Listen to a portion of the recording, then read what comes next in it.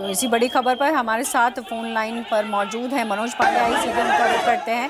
मनोज, जिस तरीके से तस्वीरें सामने आई हैं और उसके बाद कल्याण बनर्जी ने बयान दिया कि ये कहीं ना कहीं साजिश के तहत किया जा रहा है, ऐसे में बीजेपी के सांसद का भी अब बयान सामने आ रहा है। क्या है पूरा मामला, अब किस तरीके से कार्रवाई हो रही है? क्योंकि अब तो बीजेपी की तरफ से आ गया कि टीएमसी की लड़ाई टीएमसी के साथ ही होने लग गई है। जी बिल्कुल, देखिए जब चुनाव परिणाम आया है उसके बाद से ही बंगाल की जो स्थिति है भयावह हो रखी है। लगातार यहाँ पे जो टीएमसी के पार्टी ऑफिस को तोड़ा जाना, टीएमसी पार्टी के दफ्तरों में तोड़भान करना, आरोप बीजेपी की तरफ से ये लगाया गया कि जो टीएमसी के लोग हैं गुटबाजी की वजह से जो निचले तबके के लोग थे उन्होंने बीजेपी का रंग धारण करके अटैक करने लगा टीएमसी पे।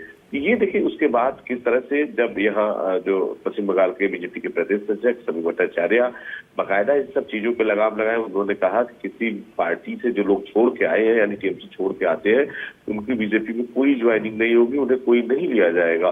पुलिस प्रशासन को उन्होंने साफ तौर पर निर्देश दिया कि जितने लोग हैं हिंसा में उनके खिलाफ कड़ी कार्रवाई किया जाए। करीब 500 से ज्यादा आपको बता दें कि गिरफ्तारी हुई। लेकिन अभिषेक बनर्जी कल जिस तरह से सोनारपुर दक्षिण वहां पहुंचे हैं उसके बाद हिंसा की गतिविधियां इस तरह की सामने देखी गई और हिंसा को देखते हुए लगातार अभिषेक बनर्जी को निशाना बनाया गया, जोर जोर के नारे लगाए गए।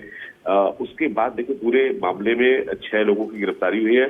जिस तरह से जो हमारे सूत्र बता रहे हैं कि उसमें जो लोग हैं वो टीएमसी के ही जो एक व्यक्ति है जिसमें आकाश तक उसके नाम आ रहा है, वो टीएमसी करता था, ललित मिश्रा के बेहद करीबी था।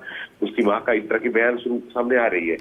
अब पुलिस पूरे मामले के तह तक ले रही थी कि उसमें जिस तरह के टीएमसी की तरफ से आरोप है कि बीजेपी की कुछ महिलाएं थी, उन्होंने गृहमंत्री अमित शाह के साथ भी फोटो शेयर किया और महिलाएं वहां पे अंडे लेके खड़ी है। तो पुलिस पूरे मामले की जांच कर रही है, तह तक जाने के लिए है।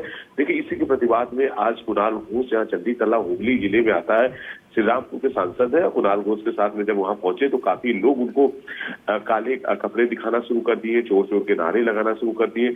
उसके बाद कुणाल घोष ने जिस तरह से आरोप लगाया कि उनके सर पे पत्थर से या ईंट से उन्हें मारा गया है, कुर्ते पे उनके एंटर करने की कोशिश की गई। तो कहीं ना कहीं कुणाल घोष के सर पे चोट लगी। कुणाल घोष देखिए बाकायदा वहां पे काफी देर तक लेटे रहे। उसके बाद हिंसा कैसे काबू किया जाए, देखिए सेंट्रल फोर्स के जवान बाकायदा वहां कुणाल घोष को बचाए हैं। उसके बाद पूरी स्थितियों पर नियंत्रण किया गया है। देखिए इस तरह को लेके अब बीजेपी पार्टी की अहम बैठक हो रही है। बीजेपी पार्टी इस विषय में जो हिंसा कर रहे हैं यानी जो हिंसा की गतिविधियों को अंजाम देना चाहते हैं, बीजेपी पार्टी का कहना है कि बीजेपी के नाम को बदनाम करना चाहते हैं, उनके खिलाफ सख्त कार्रवाई पुलिस करेगी, कड़ी कार्रवाई करेगी।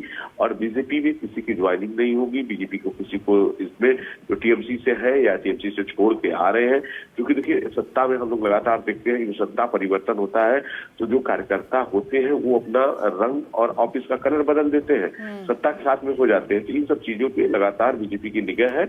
और देखिए कल्याण बनर्जी को यहाँ से किसी तरह से उनको हटाया गया, वहां पे स्थिति को कैसे ना बिगड़े इन सब चीजों को देखते हुए चंदी तला थाने इलाके में हुगली के सभी जगहों पे अतिरिक्त पुलिस और सेंट्रल फोर्सों की जो तैनाती है। आपको बता दें कि चुनाव को देखते हुए पहले से ये निर्णय लिया गया था बंगाल में यदि किसी तरह की हिंसा होती है यानी सत्ता परिवर्तन होता है या टीएमसी पार्टी सत्ता में रहती है तो भी केंद्रीय बलों की तैनाती रहेगी।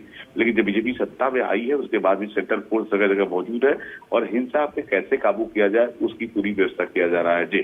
जी मनोज, और जाहिर तौर पर आप बने रहिएगा और तस्वीरें भी हम लगातार दिखा रहे हैं कि किस तरीके से तनावपूर्ण स्थिति इस वक्त बंगाल के अलग अलग ज़िले में दिखाई पड़ रही है, जिसमें अभिषेक बनर्जी जिस तरीके से सोनारपुर में हुआ उनके साथ, ये तस्वीर आप देख सकते हैं कि सोनारपुर में किस तरीके से उनके साथ हाथापाई हुई, किस तरीके से मारपीट हुई, साथ ही साथ अंडे फेंके गए। 2 तस्वीरें हम आपको दिखा रहे हैं। एक तरफ अभिषेक बनर्जी पर जिस तरीके से हमला हुआ सोनारपुर में, वो तस्वीर आप देख सकते हैं। उसमें जाहिर तौर पर मारपीट भी हुई है, उनको हेलमेट पहनाया गया, उनके जो साथी थे उन्होंने हेलमेट पहनाया ताकि उनके सर में चोट ना आए। लेकिन जिस तरीके से हाथापाई हुई उसमें काफ़ी चोटें भी आई उनको। और दूसरी तस्वीर आपको हम कल्याण बनर्जी को दिखा रहे हैं जहाँ कल्याण बनर्जी पर हमला हुआ। उन्होंने आरोप लगाया कि सर में उनके पत्थर लगा और पत्थर लगने से उनके सर में काफ़ी चोटें आई हैं। हालांकि वहाँ पर वो प्रदर्शन करने के लिए बैठ गए। मनोज पांडे हमारे साथ लगातार जुड़े हुए हैं। मनोज, आपने अभी जैसे कि जानकारी दी कि कुणाल घोष पर भी हमला हुआ है। सवाल यही है कि बंगाल में हिंसा रुक नहीं रही और ऐसे में ये जो लगातार टीएमसी के अंदर टूट या फूट की बात हो रही है, बीजेपी खुद कह रही है मनोज आपके पास लौटे उससे पहले हम कुछ बयान सुना देते हैं क्या कुछ आ रहा है बंगाल से, आइए सुन लेते हैं।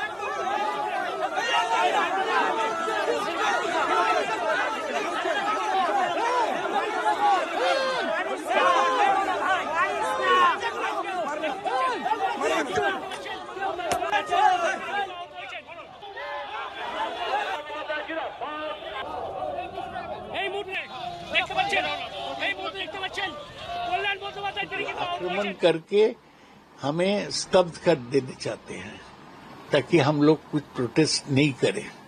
यही उसका कायदा है। एक तरफ ऊपर में बोल रहे कि हम शांति रखेंगे, दूसरी तरफ आक्रमण करते हैं हमें अपमान करने का।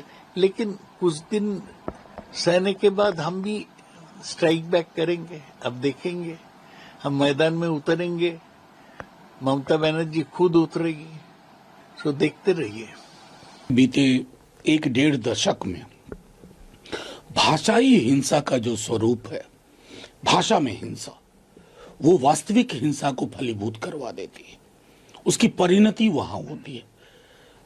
कई लोग कह रहे हैं कि तृणमूल के दौर में भी ऐसा होता था, लेकिन इट कैन नॉट जस्टिफाई। अगर वहां होता था तो वो भी गलत था, और जो आज हो रहा है वो कतई उचित नहीं ठहराया जा सकता। मैं समझता हूं पूरे देश को, पूरी सब लीडरशिप को अक्रॉस पॉलिटिकल पार्टीज बैठना होगा और ये संवाद मैसेज देना होगा जमीन तक कि हम प्रतिद्वंदी हैं, एक दूसरे के दुश्मन नहीं है। बनर्जी के साथ में घटना आप कह रहे हो, ये तो घटना क्योंकि वो नेता है वहाँ टीएमसी के, ये प्रकाश में आ गई है। वहाँ जब से चुनाव टीएमसी हारी है तब से वहाँ गुंडागिर्दी, जो ये अपना आपको आरएसएस बीजेपी कहते हैं, हम तो चाल चरित्र चेहरे वाले लोग हैं, ये पूरी तरह एक्सपोज है। वहाँ पर गली गली में गुंडागिर्दी हो रही है, उनके ऑफिसर में हमले हो रहे हैं, ऑफिसर खाली करवाए जा रहे हैं।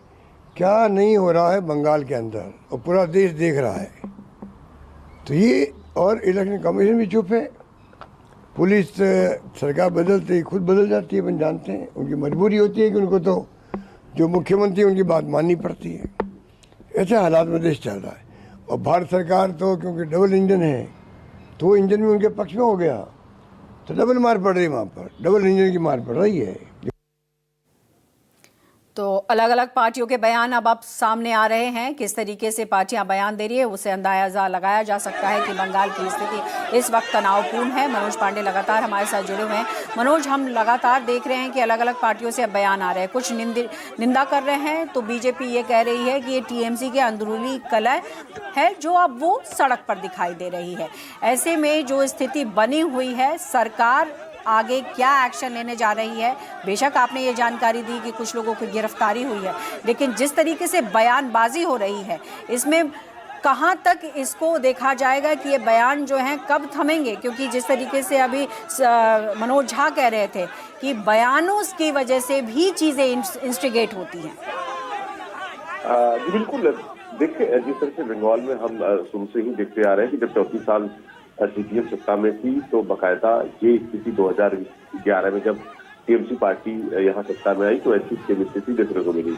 आपको बता दें कि जब भी सत्ता परिवर्तन हुआ है, इस तरह की घटनाओं को देखी जा रही है। देखिए, 11 की बात नहीं है, 2016 में हम लोगों ने भी इस तरह की घटना देखी। चुनाव से पहले काफी इस तरह की गतिविधियां देखी थी। 2019 के जब लोकसभा चुनाव था उसमें भी देखी गई। 2021 के जब विधानसभा चुनाव था बंगाल के, तब हिंसा चुनाव के पहले कितने बीजेपी कार्यकर्ताओं के मौत के घाट या उतारा गया, टीएमसी के भी कार्यकर्ता भी मौत के घाट उतारे गए।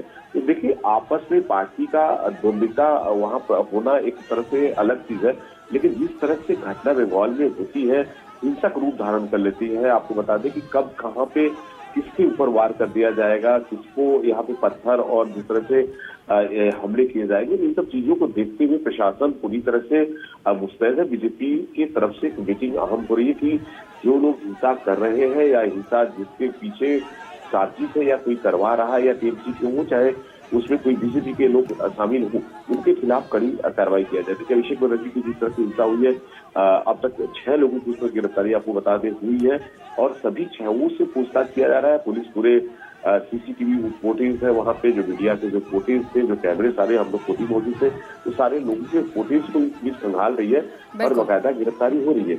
लेकिन इन सब चीजों को देखते हुए अब जिस तरह से कहे कि अभिषेक बनर्जी चुनाव के बाद यानी 4 तारीख को परिणाम आया था, 9 तारीख को बीजेपी ने पश्चिम बंगाल में शपथ ली थी, उसके बाद से ही हिंसा देखी जा रही थी। पहली बार अभिषेक बनर्जी ने जो टीएमसी के कार्यकर्ता की मौत हुई थी, हमला हुआ था, मिलिया हत्या के बाद सीधा बिल्कुल मनोज, जिस तरीके की स्थिति बनी हुई है वो तनावपूर्ण है। ऐसे में तमाम नेताओं को समझदारी से काम लेना होगा। बहुत बहुत शुक्रिया मनोज आपका।